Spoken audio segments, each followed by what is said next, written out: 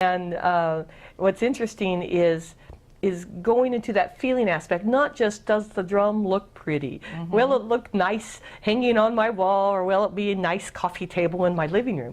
It's a feeling aspect of going down and feeling the call. Is you're sending out a call in consciousness and intent, and the drum is answering that intent that yes, that's part of its service contract. I got to tell how you got your big one. She wanted a big Native American drum. We found this drum in Arizona at a furniture store, and they were using it for a coffee table with glass over it.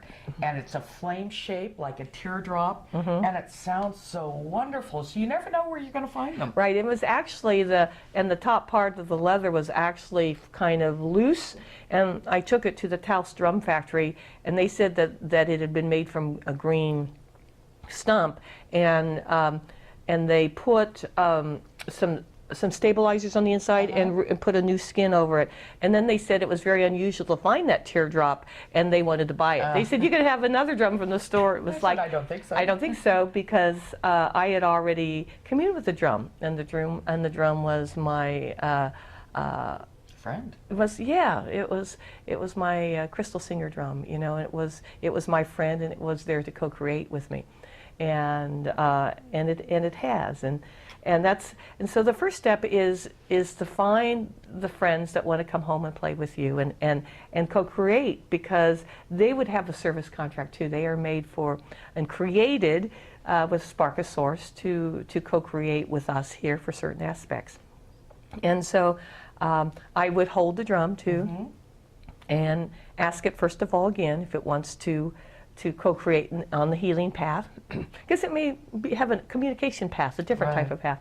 And then I would dedicate it, and then I would play it.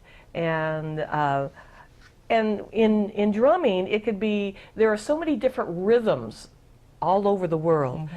You have, when I took djembe lessons, it was from a master drummer from Ghana. Oh, wow. Yeah, I didn't do, I didn't have a lot of time for the lessons, and so I'm not a great drummer, but you don't have to be a great drummer to use drumming and healing.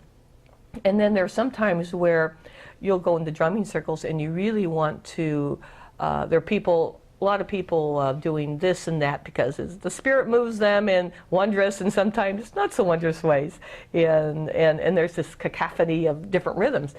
But what's important then in that case is to always keep a heartbeat going, because then that acts as the heartbeat of the whole, because you're having a community that's creating a sound wave, a scalar standing wave of sound that can actually affect land, grid work. It can actually affect the energy bodies of the people.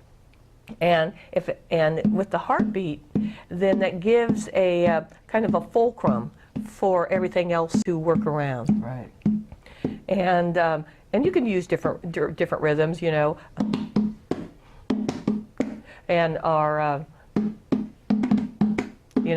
and so people have different rhythms that they might want to use that they find healing for themselves. A different string, you can use the hands or the sticks.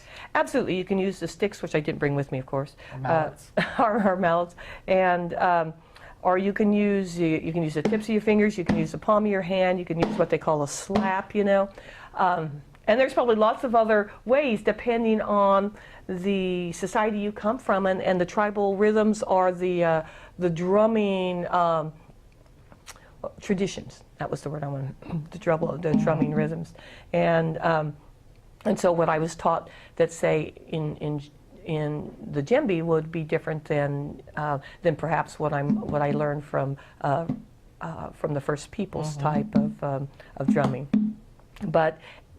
What was neat was learning that everything was valid, and what's really neat is you listen to all those, and then you go home, and when you get into that consciousness state, it's like, where does the drum want to lead you?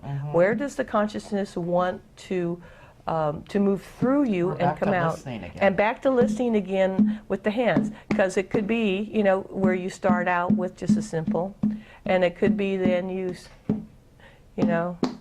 where you, and how, how you feel. You know, you might feel joyful. You go, okay, yeah, let's go for it. And so it's something to co-create with, and it could be very healing with yourself and very healing for others. But again, it all comes down to, this is not just a thing. It's alive. It's alive, and it's consciousness, and it has a purpose. And it has a purpose. And I'm thankful that it's chosen that its service agreements, whatever it is aligning with my service agreements. Nice. And thank you for sharing with us today our joy and in beginning to take that first step into sound healing. And feel free to practice. Find the joy and make it yours. And now I'm going to add a little commercial. You can find me on the web at lifepurposehelp.com, on Facebook at Sandy West or at Life Purpose Help, and on Twitter you follow me at Life Purpose Help. And Missy has Twitter too. You can hear things from us all the time. And mine's at Aquari Flame, and I have a music website for my CDs at crystalsinger.com. And don't you have some? And it's Crystal Singer with a K. And they can hear for free, right? So they can get a right. good sense of. And Sandy and I, of course, are on Two Sisters Chat on YouTube. So we welcome you to come into our living room with us and really chat. Appreciate it, and thank you. And thank you.